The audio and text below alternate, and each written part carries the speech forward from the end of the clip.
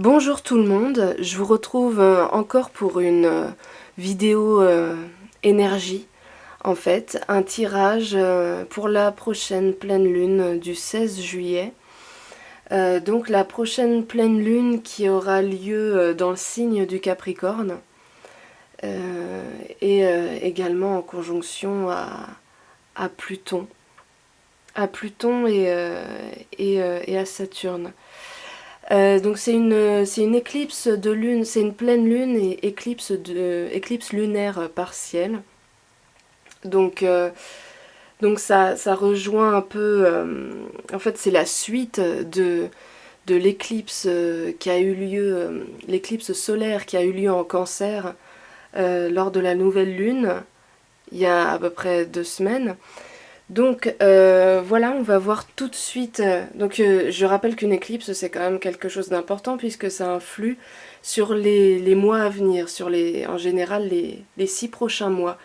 Donc ces énergies influent pour les 6 prochains mois dans la vie de chacun de manière plus ou moins différente. Je rappelle que ça dépend de ce que la Lune touche dans votre thème, des points qu'elle réveille. Donc ça peut être des planètes personnelles ou si elle touche votre ascendant ou dans quelle maison elle tombe, enfin voilà. Ça dépend de plein de choses. Donc j'ai utilisé plusieurs jeux. Alors déjà j'ai utilisé l'oracle du chemin pavé d'or. J'ai ensuite utilisé l'oracle des esprits de la forêt. Et je ne trouve plus la boîte. Voilà, le tarot psychique. Et pour terminer, l'oracle des êtres élémentaires. Voilà, donc on commence par l'oracle des êtres élémentaires.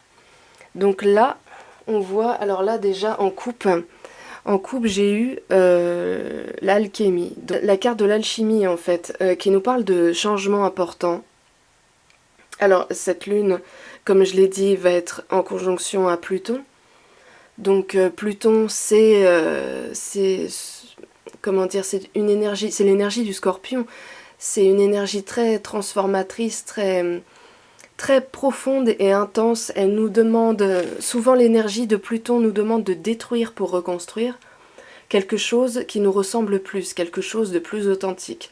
Donc les énergies de Pluton dans un premier temps peuvent être difficiles à supporter. Ça peut être compliqué au niveau émotionnel parce que c'est vraiment quelque chose de très fort. Pluton va vraiment chercher en profondeur. Mais on va dire que c'est un mal pour un bien puisque il fait ressortir en fait tout ce qui ne va pas et il nous amène à être plus authentique. Plus authentique et plus proche de nous-mêmes, plus proche de ce qu'on veut en fait. Et c'est ça, c'est la carte de l'alchimie qui est en plus une énergie d'eau. Hein, de cette carte se dégage une énergie d'eau. Donc comme Pluton, donc ça nous parle vraiment de transformation et d'authenticité.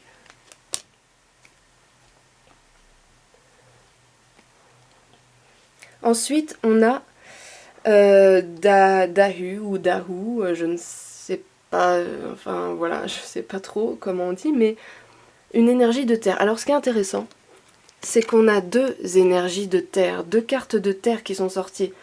Sachant que cette prochaine pleine lune, prochaine éclipse lunaire va être dans un signe de terre, c'est très très intéressant. Parce que ça nous ramène justement aux valeurs du Capricorne. D'ailleurs on a là clairement la carte qui se rapproche le plus du Capricorne. Et alors ces 2 cartes, elles nous parlent de persévérance. Alors un peu de solitude parce que le Capricorne c'est quand même un signe... Alors je vais y revenir parce que justement il y a plusieurs choses dans le tirage qui vont dans ce sens-là. Mais là on va se concentrer déjà sur ces 2 cartes. Donc ça nous parle de persévérance, voilà, de détermination en fait, de ne pas lâcher son objectif, de continuer, de peut-être bien s'ancrer aussi. Et ça nous parle aussi, le dragon de la terre qui est juste à côté nous parle des relations père-mère et des relations des ancêtres d'une manière générale. Donc alors ça veut dire que peut-être certains vont... Parce que je rappelle aussi que le nœud sud, en passant, désolée si ça parle pas à tout le monde, mais le nœud sud est en Capricorne aussi.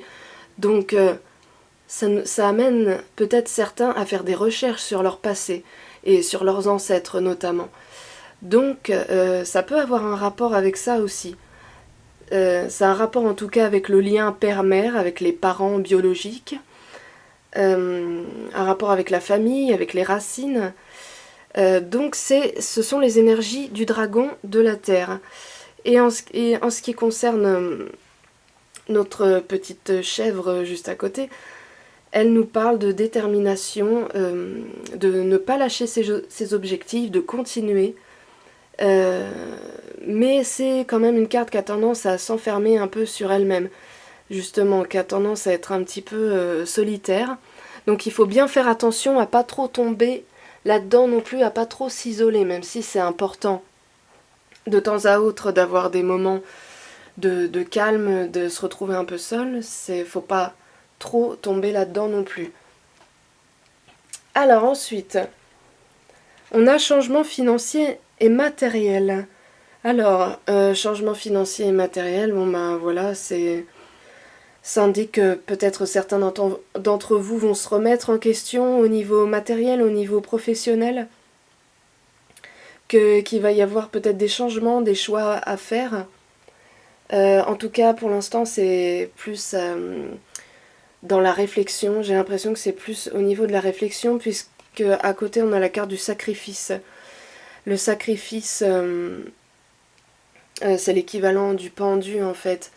Et il nous amène, il bloque les choses en fait, il nous amène pour l'instant plus à nous remettre en question et à nous dire c'est peut-être pas encore le moment, il y a des changements qui vont se faire mais c'est peut-être pas encore le moment, il faut peut-être pour l'instant se poser. Et là on voit bien que la coupe nous ramène à ça, puisqu'on a la carte de la tentation. Alors on voit qu'il y a une forte envie de changement, il y a une forte envie d'autre chose. Mais il y a peut-être, vu que la lune est proche d'une sud, il y a peut-être des choses en rapport avec le passé à voir d'abord. Il y a peut-être des choses à régler avec le passé. Ensuite, avec les cartes, l'oracle des esprits de la forêt, on retrouve la solitaire. Donc il y a vraiment une notion, certains vont peut-être se sentir un peu seuls, dans les mois à venir, ou auront besoin d'être seuls, de se centrer sur eux-mêmes. Ça dépend, bon, certains apprécieront plus ou moins cette solitude, mais en tout cas, c'est peut-être quelque chose dans un premier temps qui est nécessaire pour guérir, parce que juste après, bon, il y a beaucoup de cartes. Il y a beaucoup de cartes qui sont tombées. Il y a Douira, donc la carte de la guérisseuse.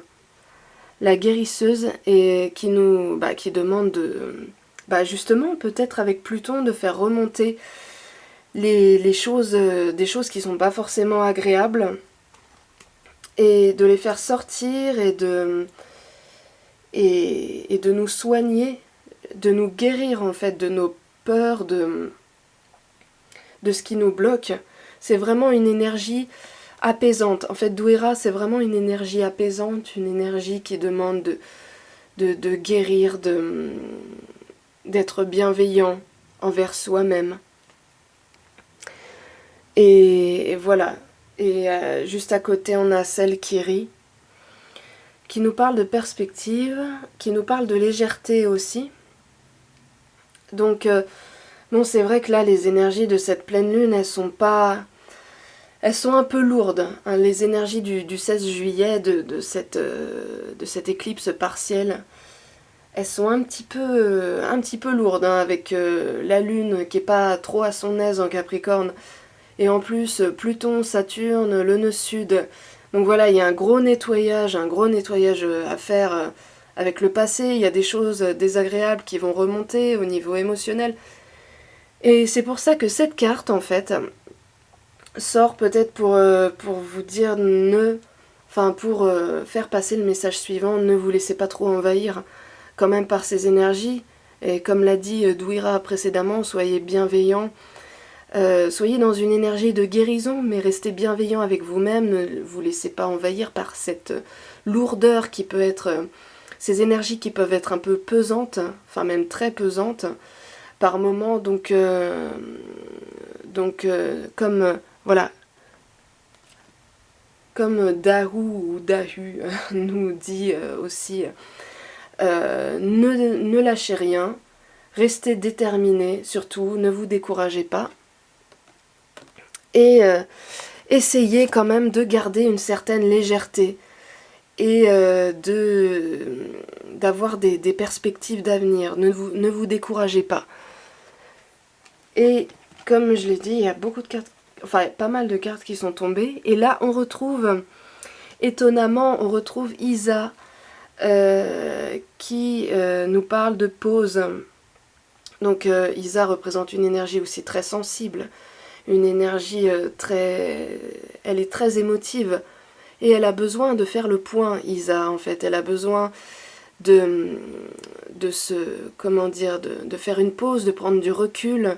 Et ça nous ramène donc à l'énergie de sacrifice qu'on avait. Ces énergies un peu du pendu, on voit bien qu'elle est sur la carte, qu'elle est un peu bloquée, elle est dans une sorte de boue en fait.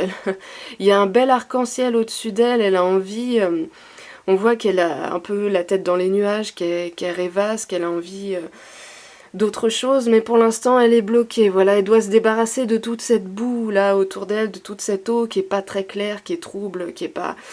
Enfin, voilà.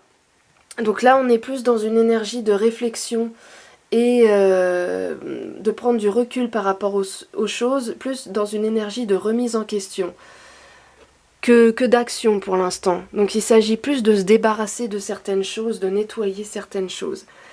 Mais là on a quand même Astrid qui nous parle d'amour enflammé. Alors Pluton c'est quand même les émotions passionnées aussi.